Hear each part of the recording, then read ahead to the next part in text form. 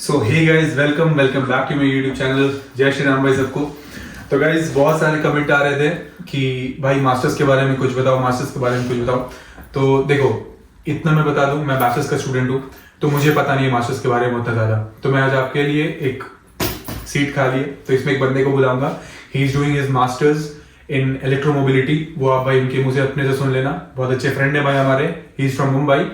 तो मास्टर्स आप यहाँ पे कैसे कर सकते हो, क्या क्या प्रोसेस होता है, एवरीथिंग अबाउट मास्टर्स आज आपको क्लियर करूंगा मैं, शुरू से लेकर के टिल दी वीजा प्रोसेस।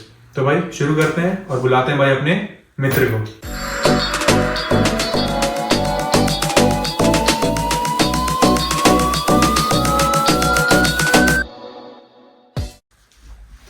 तो भाई कोई 10-15 आदमी है नहीं, इसलिए हम ही ताली मार दे। तो भाई वेलकम भाई। वेलकम भाई हमारे। तो भाई इंट्रोड्यूस करिए भाई।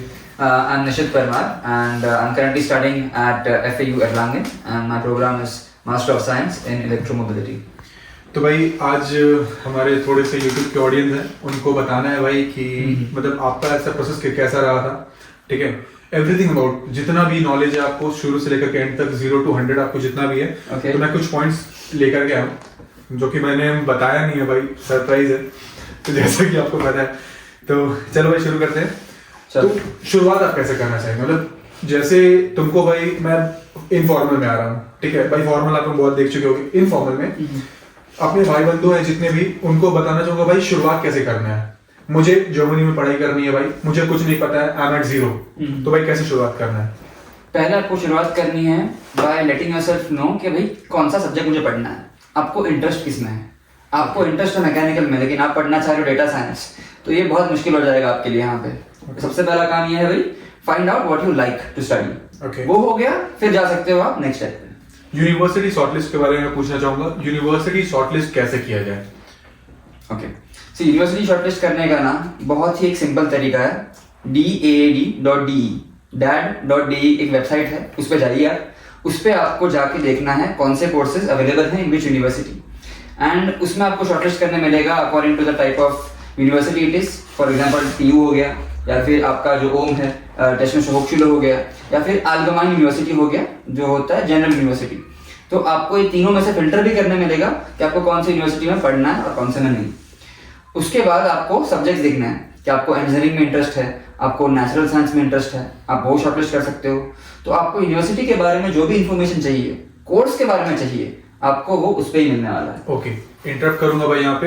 मतलब कहने का मतलब ये है कि अगर कुछ भी चाहिए इन्फॉर्मेशन के लिए तो dart.de का ले भाई, मैं लिंक नीचे डाल दूंगा डिस्क्रिप्शन में, आप लोग वहां पे जाकर के देख सकते हो dart.de। इसके बारे में मैं भी बताना चाहूंगा, कुछ भी इंफॉर्मेशन चाहिए भाई डार्ट की वेबसाइट पे जाओ, उसमें काफी फिल्टर्स वगैरह आते हैं कि आपको कितना कॉस्टिंग चाहिए, क्योंकि भाई जर्मनी फ्री नहीं है। अगर आप कहीं से सुन रहे हो कि जर्मनी इज टोटली फ्री, तो भाई टोटली फ्री है क्या? नहीं, टोटली फ्री नहीं है। आपको कुछ सेमेस्टर कंट्रीब्यूशन यहाँ पे पे करना पड़ता है। बट जैसे कि हम बवेरिया रीजन में हैं, हमारी यूनिवर्सिटी, मेरी पर्सनली तो मैं पढ़ता हूँ TH न्यूरनबर्ग में, तो OHM, तो उसमें क्या है कि हमें 500 यूरोस की सेमेस्टर कंट्रीब्यूशन पे करनी पड़ती है, तो इसलिए थोड़ा देखना पड़ेगा। And then coming to next topic, how many applications you have done? मैंने अप्लाई किया था 15 यूनिवर्सिटीज में in 20 different programs, which is a lot. अब मैं कहूंगा कि be on a safer side, Okay. And हमेशा डबल डिजिट में ही अप्लाई करना है आपको। समझो कम से कम 15 के ऊपर तो एप्लीकेशन भेजना ही है आपको। मैंने क्यों? मैं आपको किया बताता है। हूँ, मैं बताता हूँ क्यों। Okay. क्योंकि हर एक प्रोग्राम का ना एक इन डेप्थ होता है रिक्वायरमेंट, Okay. जो आपको वेबसाइट पे नहीं मिलेगा। ओके उसके लिए एक डॉक्यूमेंट होता है कुछ प्रूफिंग करके, ओके ठीक है, एग्जामिनेशन रेगुलेशन जिसे हम कहते हैं। जर्मनी में नहीं, पता नहीं मुझे क्या है। Okay. तो उसमें लिखा होता है जो इन डेप्थ रिक्वायरमेंट्स है वो। फॉर एग्जांपल मेरा बैचलर्स जो खत्म नहीं हुआ था, Okay. और मैंने अप्लाई कर दिया था कुछ यूनिवर्सिटीज में। ओके अब वहां पे रिक्वायरमेंट ये था कि आपको बैचलर्स कंप्लीट करके आना है। ओके अगर कंप्लीट नहीं है तो अप्लाई कर ही नहीं सकते। और इसी चक्कर में मेरा तो रिजेक्शन आ जाएगा। जी हाँ, तो मेरा 3-4 रिजेक्शन ऐसे आ गया क्योंकि मैंने बैचलर्स कंप्लीट नहीं किया था। बी रेडी फॉर रिजेक्शंस भाई। जी हाँ, कम से कम 50% भी आपका रिजेक्शन आता है और आप 15 में अप्लाई करते हो, 15-16 प्रोग्राम्स में, तो आपको 8 में से तो एक्सेप्टेंस मिल ही जाएगा। नहीं 8 में है, इतना याद रखना है भाई, रिजेक्शंस आएंगे। मेरा भाई मैंने 20 में अप्लाई किया था, मेरा 15 रिजेक्शन है, 5 एक्सेप्टेंस है। तो भाई 15 रिजेक्शन आप सोच सकते 15 रिजेक्शन है और 5 मेरा एक्सेप्टेंस है। चलो ठीक है, ये हो गया भाई।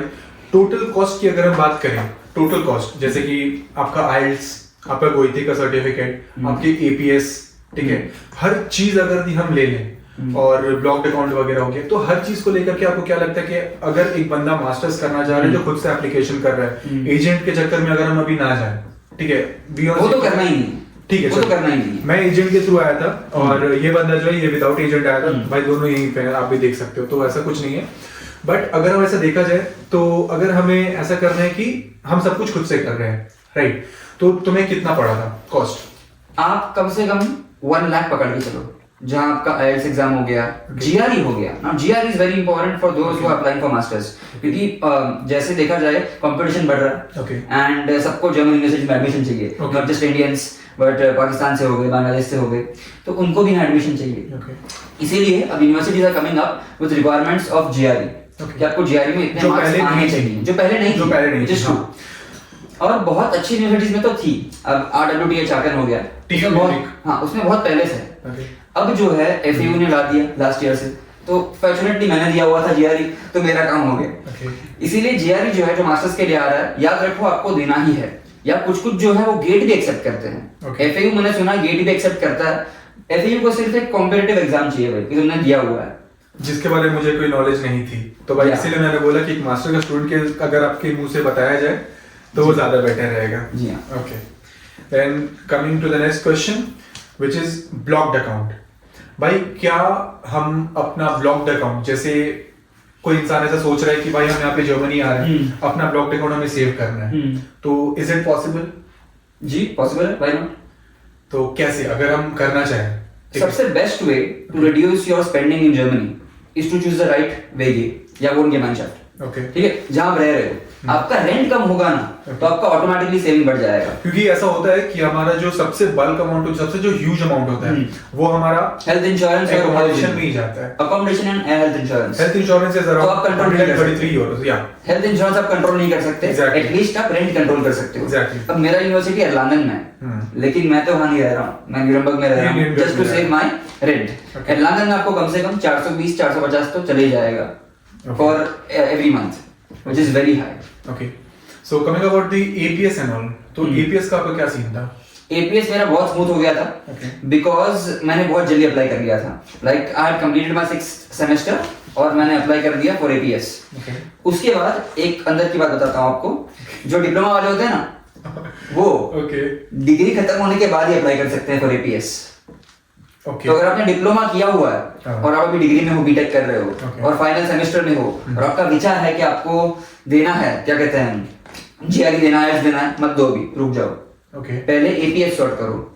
क्यों? बिकॉज एपीएस के लिए अप्लाई करोगे विद 7 सेमेस्टर मार्कशीट तो वो एक्सेप्ट करेंगे ही नहीं, क्योंकि रूल बदल गया है, मेरे आने के बाद से बदल गया है। ओके भाई, मतलब अभी तो जितने भी बंदे देख रहे होंगे उनको शायद ये पता नहीं होगा, समझ, हाँ, या तो पता नहीं, या तो अभी सेमेस्टर में आने वाले होंगे या फिर अगले विंटर सेमेस्टर के लिए ट्राई करेंगे। तो आप डिप्लोमा वाले हो और अभी बीटेक कर रहे हो फॉर एग्जांपल, तो पकड़ के चलो आपका डिग्री के बाद तुरंत जर्मनी आना पॉसिबल ही नहीं है। आपको कम से कम 6-7 महीना निकलना पड़ेगा इंडिया में और इसे प्रिपेयर करना पड़ेगा। देखो, प्रिपरेशन वगैरह में, वीजा प्रोसेस में थोड़ा टाइम तो लगता है। जी हाँ। और हाँ, जैसे बात करते हैं वीएफएस के बारे में, वीएफएस का भाई बहुत गंदा भी बखेड़ा चल रहा है, पता होगा भाई। दिल्ली वीएफएस हो गया, मुंबई वीएफएस हो गया, जैसे मैं कोलकाता वीएफएस का था, तो मुझे 1 दिन बाद की मिल गई डेट, मुझे लगातार मिल गई। मुंबई में हालत बहुत खराब है। मुंबई क्या, तो आपका एक्सपीरियंस कैसा था भाई? इसमें मैं बच गया था बिकॉज फिर से मैंने जल्दी अप्लाई कर दिया था। अब आपकी बात आती है ना ऑब्सेशन पे, आप कितने ऑब्सेस्ड हो। मैं इतना ऑब्सेस्ड था यहाँ आने के लिए। मेरा कल एग्जाम है, डिजाइन ऑफ मैकेनिकल सिस्टम। मैं आज देख रहा हूँ भाई कौन सा मेरा स्लॉट है वीजा के लिए और मुझे मिल गया। तो आपको ऑब्सेस्ड होना पड़ेगा और दिन रात बस एफर्ट्स डालने पड़ेंगे, तब जाके जो है कुछ मिलने वाला है आपको। आप ये मत समझिए कि आप तुरंत सोच लिया जर्मनी आना है और आने मिल जाएगा, ऐसा नहीं है। मैं 1 साल अपना बर्बाद कर चुका हूँ। अच्छा, बर्बाद नहीं बोल सकते हैं, बर्बाद नहीं है यार, वो तो इन्वेस्ट कर चुका हूँ ग्रोथ में। ओके, डन डन डन, ठीक है भाई। और अब आते हैं एकोमोडेशन। भाई एकोमोडेशन कैसे मिला आपको यहाँ पे? अकोमोडेशन ढूंढने के लिए ना आपको एक कहते हैं ना, जॉब मिलने के लिए आपको बस अप्लाई करते रहना पड़ता है, ठीक है, जहाँ लगा तो लगा। बस अकोमोडेशन जर्मनी में वही है। आप वेगे गेज़ुक्ट का ऐप होता है, वो डाउनलोड कीजिए, अकाउंट बनाइए खुद का, फोटो डालिए मस्त, और अप्लाई करना शुरू कर दीजिए। मस्त फोटो डालिए, जरूरी है, बताता हूँ क्यों। मैंने एक जगह अप्लाई किया था ओके और मुझे रिक्वायरमेंट ये कहा उन लोगों ने कि आपको कि म्यूजिकल इंस्ट्रूमेंट क्या कहते हैं, बजाना आना चाहिए। हाँ, कि हम ऐसे लोगों को ढूंढ रहे हैं, हम साथ में म्यूजिक बजाते हैं, तो हमको ऐसे चाहिए जो म्यूजिक गाते हो या कोई म्यूजिकल इंस्ट्रूमेंट बजाते हो, हमको वैसे ही साथ में क्या कहते हैं रूममेट चाहिए। म्यूजिकल इंस्ट्रूमेंट हम ऐसे ही बजा सकते हैं। तो मैं चौंक गया था जान के कि भाई तुमको रहने के लिए, पढ़ने के लिए आ रहे हो, this is very strange and weird as well. तो आप प्रिपेयर होकर रहिए कि रिजेक्शन आने वाले हैं, इसमें भी रहने के लिए भी, तो आपको बस अप्लाई करना है। अब लेकिन जो हमारे लैंडलॉर्ड है उन्होंने बोल दिया कि भाई हाँ रूम दे देंगे आपको, तो मैंने जो मुझे मिला था वो टाइम पे वो ले लिया। तो मेरा ऐसा, अगर मैं अपनी पर्सनल एक्सपीरियंस के बारे में बात करूं तो भाई मेरा ऐसा कुछ सीन नहीं था कि भाई अपना फोटो डालो या अलग अलग अपने रेज्यूमे बनाओ, ऐसा कुछ भी नहीं था मेरे साथ। मैंने लकीली एक आईडी बनाया, दोपहर में मैंने आईडी बनाया अपना वेगे गिसुक्स में। तो आपको बहुत सारे मल्टीपल वेबसाइट होते हैं, जैसे वेगे गिसुक्स हो गया, इमोबिलियन स्काउट हो गया, इबे क्लाइनेंजाइम हो गया एक, ठीक है। तो वो बहुत सारे होते हैं, बट मैंने लकीली बस एक ही बनाया वेगे गिसुक्स में। मैंने दोपहर में आईडी बनाया, शाम में मैंने योहानस जो यहाँ के हमारे लैंडलॉर्ड है उनको मैंने मेल करा, रात को मुझे कॉन्ट्रैक्ट मिल गया। ये बहुत लकी है, बिल्कुल तुरंत मिल गया।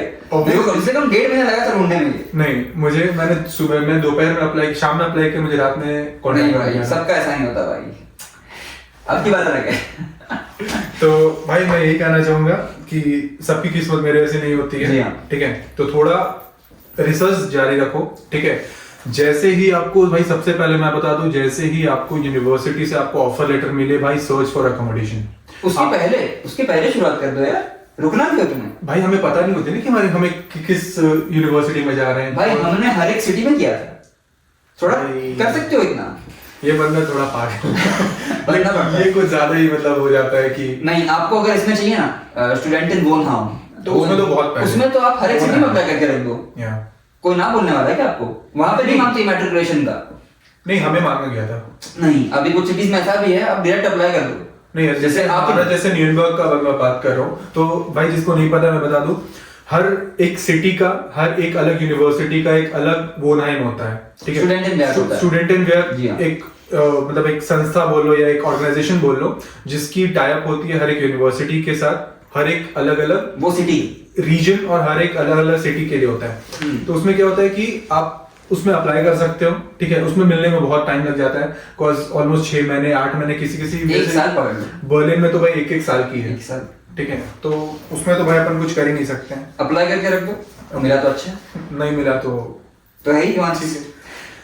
तो भाई बात करते हैं अब अपने आखिरी टॉपिक के बारे में, which is one of the most demanding topic. जो भाई जर्मनी अगर बात हो रहा है तो पार्ट टाइम के बारे में बात ना हो भाई, ऐसा अच्छा भी नहीं लगता है। तो भाई बात करते हैं अभी अपने पार्ट टाइम के बारे में। तो पार्ट टाइम का क्या सीन अभी तक तुम्हें लगता है कि भाई पार्ट टाइम कैसा है? पार्ट टाइम जॉब के लिए, अब आप मास्टर्स के लिए आ रहे हो, मास्टर्स फोकस है ना? या ऑब्वियसली। तो मास्टर्स फोकस के लिए आप ट्राई कीजिए कि आपका मास्टर थीसिस एक कंपनी में हो जाए, नॉट अ यूनिवर्सिटी। ओके। तो वो टाइम पे आपका अर्निंग कंपनी से आएगा और आप वो टाइम पे पार्ट टाइम जॉब भी करते हो, और तो उस चीज को अपन अपना क्या है कि रिज्यूमे में भी लिस्ट जी हाँ जी हाँ। और उसके पहले फॉर एग्जांपल कुछ कोर्सेज होते हैं, मेरा कोर्स है उसमें इंटीग्रेटेड इंटर्नशिप है, तो आपको इंटर्नशिप करना ही है, उसके बिना जी मैंडेटरी है, उसके बिना आपको ना ही डिग्री मिलेगा ना ही आपको मास्टर थीसिस करने देंगे वो लोग। ओके। तो ये एक बड़ा बेनिफिट है फॉर सच प्रोग्राम्स। तो पहली बात ये होगी। दूसरी बात ये है, आप जब जर्मनी आते हो 2-3 महीने बाद ढूंढना शुरू कर दो, या मैं तो कहता हूँ आते ही शुरू कर दो ढूंढना, ठीक है, बिकॉज पहले क्या रिजेक्शन आएंगे, तो वो तो है। तो 2-3 महीने लग जाएंगे जॉब मिलने में, and you can do odd jobs, जैसे मैकडॉनल्ड्स हो गया, बर्गर किंग हो गया, जहां आप और पार्ट टाइम जॉब कर सकते हो। ओके। और आपको वैसे भी 20 घंटा काम करना है एवरी वीक, ठीक है। तो इजीली आपका महीने का 1000-1200 यूरो बन जाएगा, ठीक है। ओके। 1000 भी बने तो 1000 बने तो कोई बुरी बात नहीं है, आराम से बन जाएगा। आपने 10 महीना भी काम कर लिया, 8-10 महीना, ओके, और आपके करंट ब्लॉक्ड अकाउंट से आपने बचा लिया समझो 3-4 हजार, नेक्स्ट ईयर का ब्लॉक्ड अकाउंट आपका रेडी है। या ये हम बोल सकते हैं। जी हाँ।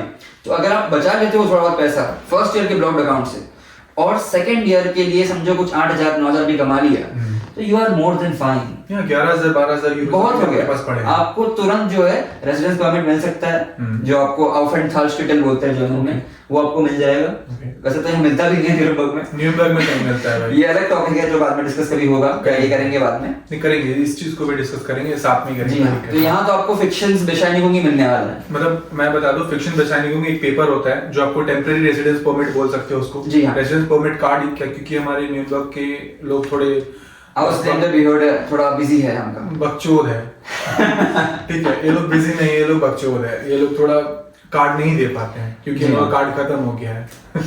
तो ये लोग एक नॉर्मल सा एक पेपर होता है जिसको फिक्शन बेशाइनिगुंग, वो बेसिकली एक्सटेंशन है आपके करंट वीजा का। एग्जैक्टली, वो बस एक पेपर टाइप में होता जी है। हाँ, वो लेके घूमो फिर। या तो एट द एंड भाई मैं आपको कहना चाहूंगा कि आपका वीजा प्रोसेस कैसा था? वीजा प्रोसेस मेरा मेरा सब कुछ बहुत स्मूथ था प्रोसेस। मेरा भी, या मुझे कहीं कोई तकलीफ नहीं हुई है। क्योंकि मैं जैसा आज तक मैं बता रहा हूँ कि मेरा जहाँ तक अभी तक एक्सपीरियंस है, मैंने भी यूट्यूब में बहुत सारे चैनल वगैरह में देखा है कि भाई मुझे ये प्रॉब्लम आ गया, वीजा रिजेक्शन हो गया, ये वो। तो हमारे साथ ऐसा कुछ नहीं था। एक बंदा है भाई हमारे पास जिसका वीजा रिजेक्शन हुआ है, मैं एक पॉडकास्ट उसके साथ रखूंगा जो कि भाई वीजा रिजेक्शन भी उसका आया है और वो बताएंगे हमें कि कैसे उसका experience। हमारे ही परम मित्र हैं, हमारे ही परम मित्र हैं प्रथम उबाले नाम है उनके। कुछ ज्यादा फॉर्मल नहीं हो जा रहा है। तो ठीक है भाई, तो भाई इसको यहीं पे क्लोज करते हैं। तो आप लोगों को भाई पता चला यहाँ पे कि कितना कॉस्ट पड़ेगा भाई। ऑलमोस्ट सेम ही पड़ रहा है अपने को, 600 to 700 यूरोस मैक्सिमम पड़ रहा है। पार्ट टाइम से आप निकाल सकते हो कि नहीं वो भी आपको पता चल गया, प्रोसेस के बारे में पता चल गया, यूनिवर्सिटी शॉर्टलिस्ट पता चल गया। कुछ भी अगर और कोई क्वेश्चन हो तो मुझे बताओ, मुझे डीएम करो। मैं निशित का इंस्टाग्राम हैंडल अपने डिस्क्रिप्शन में डाल दूंगा, ठीक है? तो भाई डाल सकता हूँ ना? जी हाँ, डेफिनेटली डाल दीजिए। डेफिनेटली, इंग्लिश आता है इसको मतलब। तो इसकी मैं डिस्क्रिप्शन में डाल दूंगा भाई। मास्टर्स के लिए अगर कुछ भी हो तो कोई दिक्कत नहीं भाई, मुझे फॉलो मत करो, कोई दिक्कत नहीं, अपना काम निकालो। निशित का नीचे डिस्क्रिप्शन में रहेगा। मास्टर्स के लिए जो भी बंदे आना चाह रहे हैं वो इनसे कांटेक्ट करो भाई, हेल्प कर देना जो भी। जी हाँ भाई, अब्रॉड यूरोस के चैनल की तरफ से आएगी, हाँ, definitely। उनको बजाना चाहिए। तो भाई चलते हैं, इस पॉडकास्ट को यहीं पे खत्म करते हैं पॉडकास्ट को। भाई जय श्री राम भाई सबको।